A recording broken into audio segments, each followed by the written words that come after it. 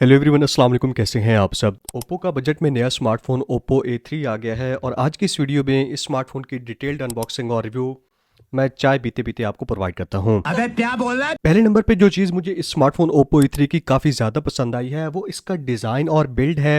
ये वाला स्मार्टफोन मुझे एग्जैक्टली प्राइस का नहीं पता, लेकिन बजट में ही आने वाला है और उस हिसाब से काफ़ी महंगा महंगा फील होता है। जैसे ही आप बॉक्स से निकालते हैं, by the way unboxing experience इस स्मार्टफोन का कंप्लीट है।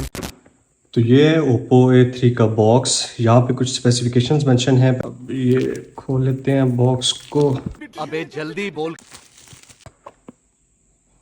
तो सबसे पहले आपको ऊपर रखा हुआ मिल जाता है आपका स्मार्टफोन। इसको बाद में निकाल के चेक करते हैं। नीचे ओके, इस रैक में एक अच्छी क्वालिटी का ट्रांसपेरेंट केस मिल जाता है। कुछ पेपर वर्क है। ये सिम इजेक्टर पिन है। चार्जर देखें तो 45 वाट का चार्जर प्रोवाइड किया गया है और फोन भी 45 वाट की चार्जिंग को सपोर्ट करता है। और उसके अलावा आपको USB-A to USB Type-C cable मिल जाती है। बॉक्स के अंदर यही है। फोन को जरा रैप से निकाल लेते हैं।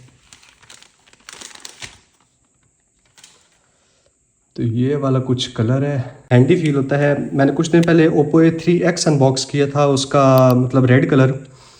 डिज़ाइन ओप्पो के स्मार्टफोन्स के बजट में काफ़ी ज़्यादा खूबसूरत हो गए हैं, स्पेशली काफ़ी स्लिम हो गए हैं। स्क्रीन के ऊपर आपको प्री अप्लाइड प्लास्टिक का स्क्रीन प्रोटेक्टर मिल जाता है। अनबॉक्सिंग एक्सपीरियंस तकरीबन फुल है। मेरे पास 8GB 256GB वाला वेरिएंट है। 2 कलर्स में ये वाला स्मार्टफोन आता है। एक स्टारलाइट वाइट है जो यहाँ पे मेरे पास है और दूसरा स्टारी पर्पल कलर है। इस स्मार्टफोन का वेट 186 ग्राम के आसपास है और सिर्फ 7.6 मिलीमीटर की थिकनेस के साथ आता है।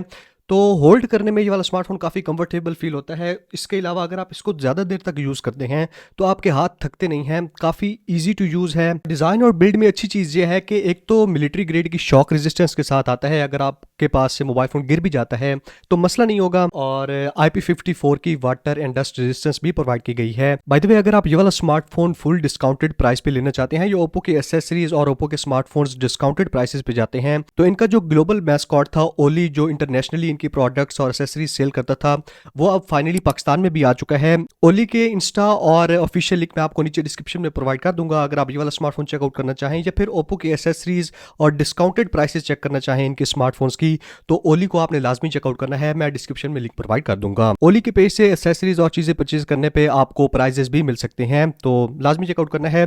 दूसरी चीज़ जो मुझे ओप्पो A3 में पसंद आई है वो स्मार्टफोन का डिस्प्ले है। 1000 निट्स की ब्राइटनेस के साथ आता है। बजट में ये वाला स्मार्टफोन पंच होल डिस्प्ले है। स्पेशली इसकी कैटेगरी में ज़्यादातर स्मार्टफोन्स ऊपर किसी किस्म की नॉच प्रोवाइड करते हैं, तो किसी किस्म की नॉच नहीं है। 1000 निट्स की मैक्सिमम ब्राइटनेस है। 90 हर्ट्ज का रिफ्रेश रेट प्रोवाइड किया गया है। और जो स्क्रीन टू बॉडी रेशियो है, नीचे चिन थोड़ी सी मोटी है लेकिन बेजल्स वगैरह ठीक ठाक हैं, मतलब बजट के हिसाब से अच्छी हैं। 89% के आसपास स्क्रीन टू बॉडी रेशियो है। साइड पे फिंगरप्रिंट स्कैनर है और स्प्लैश टच, यानी कि अगर आपके डिस्प्ले पे थोड़े बहुत छींटे चले जाते हैं पानी के या बारिश के, उसके बावजूद आप स्क्रीन को इजीली टच कर पाएंगे, यूज कर पाएंगे। तो स्प्लैश टच वाला फीचर फाइनली ओप्पो A3 में भी आ चुका है। अब आपको होगा कि डिजाइन और डिस्प्ले में कोई ना कोई तो कॉम्प्रोमाइज होगा, क्योंकि बजट का स्मार्टफोन है और ओप्पो के स्मार्टफोन ज़्यादातर मतलब एक ब्रांड है।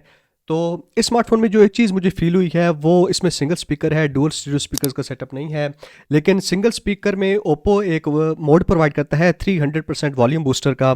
अगर आप वॉल्यूम का बटन ऊपर लेते जाते हैं तो ये वाला मोड खुद ही ऑन हो जाता है। सिंगल स्पीकर के हिसाब से इसकी लाउडनेस काफ़ी बेहतरीन है। क्लैरिटी बहुत अच्छी है। बेस थोड़ी सी कम है।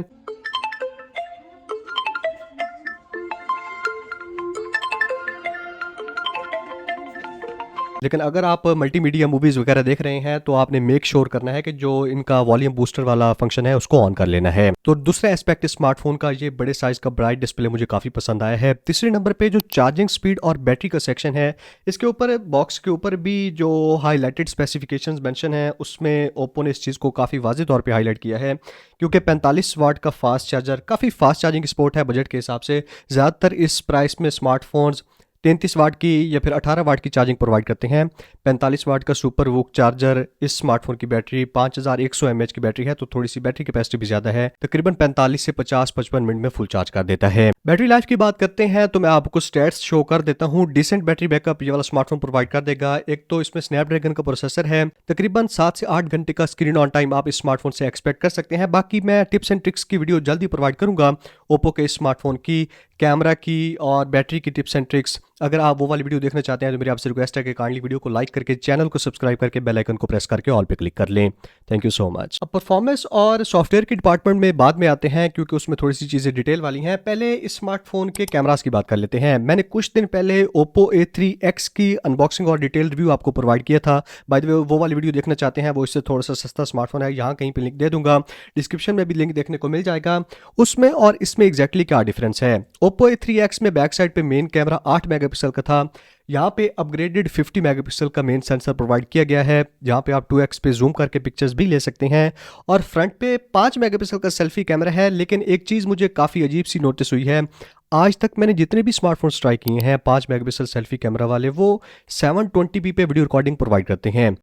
ये वाला स्मार्टफोन 1080p 30 fps पे फ्रंट के 5 मेगापिक्सल सेल्फी कैमरा पे मतलब वीडियो रिकॉर्डिंग की सपोर्ट प्रोवाइड करता है। अब ये कैसे पॉसिबल है मुझे नहीं पता, लेकिन स्टिल ऑप्शन 1080p का फ्रंट पे देख के काफ़ी अच्छा लगा है। बाकी सैंपल्स वगैरह मैं आपको शो कर देता हूँ। Dynamic range, colours, details, sharpness, सारी चीज़ों का आइडिया आप खुद भी ले सकते हैं। स्किन टोन्स ओप्पो के स्मार्टफोन्स बहुत अच्छी कैप्चर करते हैं अगर आप इनके जो ब्यूटी मोड है सामने ही होता है उसको ऑफ कर देते हैं, क्योंकि बाय डिफॉल्ट कुछ ना कुछ ब्यूटी वाला फैक्टर ऑन होता है, उसको ऑफ कर देना है। कैमरा के मोड्स की बात करते हैं तो डुअल वीडियो मोड है, 50 मेगापिक्सल की हाई रेज पिक्चर आप ले सकते हैं। अगर आपको ऐसी पिक्चर्स चाहिए जिनमें डिटेल्स अच्छी आए, पिक्सल्स वगैरह फटे नहीं, तो कोशिश किया करें मोर पे आके अपनी जो पिक्चर्स हैं या ज़्यादा ग्रुप की फ़ोटो लेनी है तो हाई रेज पे लिया करें।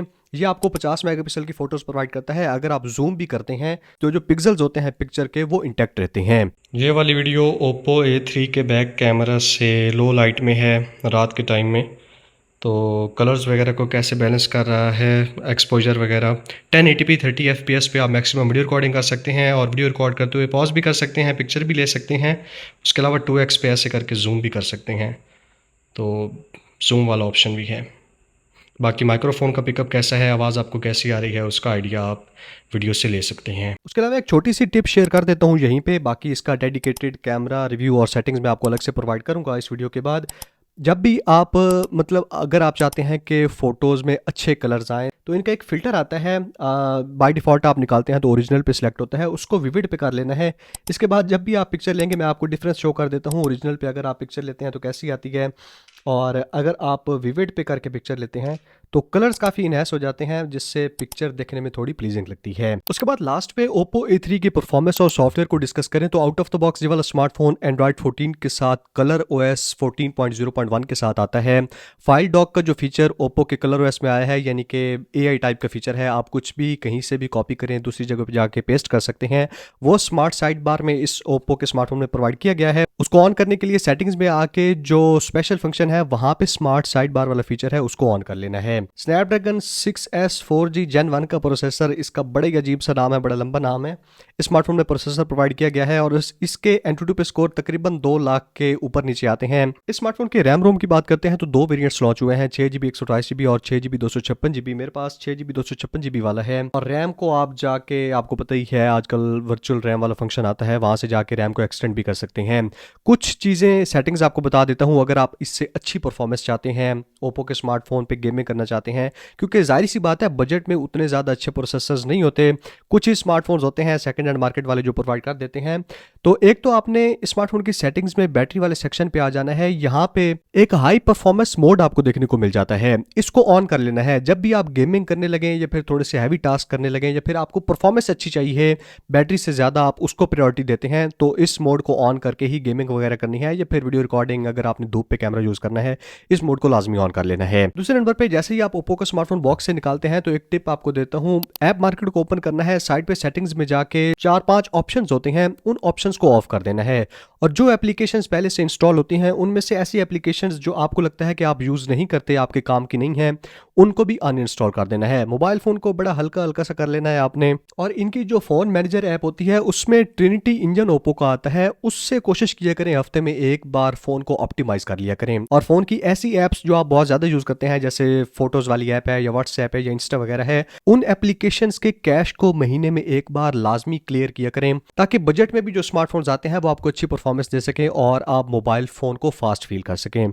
तो ये वाला था इसका अनबॉक्सिंग और रिव्यू। पहले नंबर पे इसकी प्रीमियम बिल्ड और डिज़ाइन मुझे काफ़ी अच्छा लगा है।